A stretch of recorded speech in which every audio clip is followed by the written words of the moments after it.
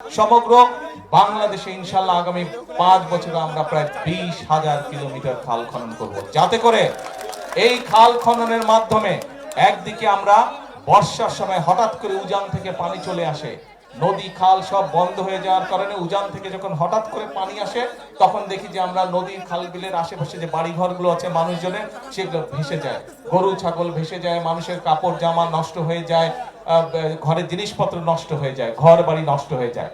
এইরকম সমস্যা যাতে না হয় আমরা চাই খাল খননের মাধ্যমে উজানের সময় বর্ষার সময় যে অতিরিক্ত পানিটা, সেই পানিটা আমরা ধরে রাখবো। কারণ উজানের সময় যেই পানিটা আসে, আপনারা প্রত্যেকে এইটার অভিজ্ঞ, দেখেছেন আপনারা 7 দিন 10 দিন থাকে, তারপরে সেই পানির খবর নাই, চলে গেল পানি, তাই না? কিন্তু এই পানিটা যদি আমরা ধরে রাখতে পারি তাহলে কি সবার উপকার হবে?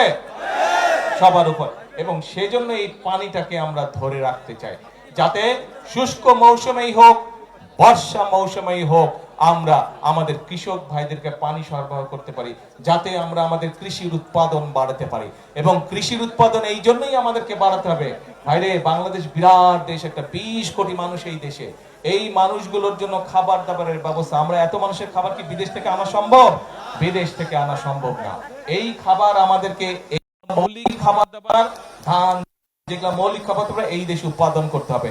এবং আল্লাহর রহমতে আল্লাহ এই দেশের মাটিকে এত উর্বর করে দিয়েছেন যে আপনি যদি বীজটা পানি টানি দেন মোটামুটি ভাবেই সে ফসল হওয়া ধরে।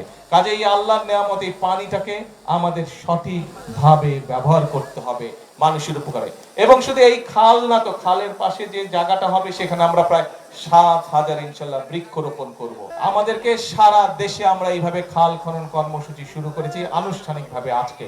এই খাল খননের মাধ্যমে আমরা যেরকম পানির সমস্যার সমাধান করব, একইভাবে এই খাল খননের মাধ্যমে আমরা দুই পাশে ফলের গাছ লাগাবো, দুই পাশে যেগুলা মূল্যবান গাছ আছে সেগুলা লাগাবো, যাতে দেশের সম্পদ বৃদ্ধি হয়। আরেকটা বিষয়, এখন যেহেতু খালে পানি নাই, নদীতেও পানি নাই, আমাদের কি করতে হয়? এই যে ডিপ টিউবওয়েল দিয়ে আমাদেরকে মাটির নিচ থেকে পানি বের করে আনতে হয়। এখন চিন্তা করে দেখেন তো, আজকে থেকে 10 বছর আগে আপনি যতটুকু গভীরে গেলে পানি পাইতেন, এখন পান আরো গভীরে যাইতে হয় না? কি আরো গভীরে যেতে হয়? এখন আর অনেক গভীরে যেতে হয়। আগে যদি আপনি 50 ফিট গেলে পানি পাইতেন, এখন হয়তো 300 ফিট যেতে হয়, তাই না? ওই পানিও তো কমে যাচ্ছে। কিন্তু ওই পানি যদি কমে যায় তাহলে তো আমাদের, সেই জন্যই আমাদেরকে মাটির উপরে যেই পানি আছে আমাদেরকে এখন চেষ্টা করতে হবে মাটির ভিতরে যেই পানিটা আছে সেই পানিটাকে রিজার্ভের মতন আমাদের রেখে দিতে হবে, যাতে ভবিষ্যৎ প্রজন্মদের জন্য যদি প্রয়োজন হয় তাদের যাতে কাজে ব্যবহার করা যায়। এবং আমাদেরকে মাটির উপরে যেই পানি আছে সেই পানিটা যতটুকু সম্ভব সৎ ব্যবহার করা যায় সুন্দরভাবে পরিকল্পনা করে, খাল খনন করে, নদী খনন করে আমাদেরকে মাটির উপরের পানিটা ধরে রাখতে হবে। প্রিয় ভাই বোনেরা, আমরা এত গেলে কৃষির কথা, আমরা কিন্তু আরো কতগুলো কথা বলেছিলাম নির্বাচনের আগে। আমরা বলেছিলাম এই যে এখানে অনেক মা বোনেরা বসে আছে, গৃহিণীরা বসে আছে, আমরা বলেছিলাম এই সারা বাংলাদেশে 4 কোটি পরিবার আছে। এই 4 কোটি পরিবারের মায়েদের কাছে, যাদের সংসার আছে তাদের কাছে আমরা ফ্যামিলি কার্ড পৌঁছে দিতে চাই। এবং সেই কাজটিও কিন্তু আমরা শুরু করেছি। আমি জানি এই এলাকার কোনো মা বোন এখনো ফ্যামিলি কার্ড পান নাই, তবে এতটুকু বলতে পারি ইনশাআল্লাহ আপনারা পাবেন। একটু সময় লাগছে, কারণ সরকারের কিছু নিয়ম কারণ আছে। পাইলট প্রজেক্ট প্রথমে শুরু করতে হয়। আমরা সেই পাইলট প্রজেক্টের কাজ শুরু করেছি। সেখানে আমরা 37,000 মায়ের কাছে, বোনের কাছে আমরা ফ্যামিলি কার্ড পৌঁছে দিয়েছি।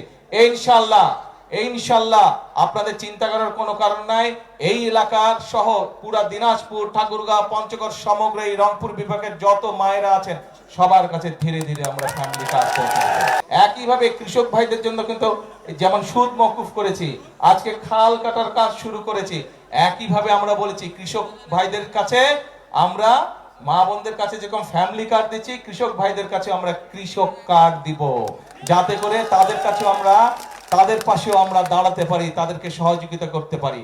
এখনো শুরু হয়নি, ইনশাআল্লাহ আগামী মাস থেকে আমরা এটার পাইলট প্রজেক্টের কাজ শুরু করব। ধীরে ধীরে বাংলাদেশের সকল কৃষক ভাইদের কাছে, বিশেষ করে যারা ছোট কৃষক, ক্ষুদ্র প্রান্তিক কৃষক, মধ্যম কৃষক, তাদের কাছে আমরা এই কার্ডগুলো দিব, যাতে করে এই কার্ডের মাধ্যমে তারা বিভিন্ন রকম সরকারি সুযোগ সুবিধা পেতে পারে।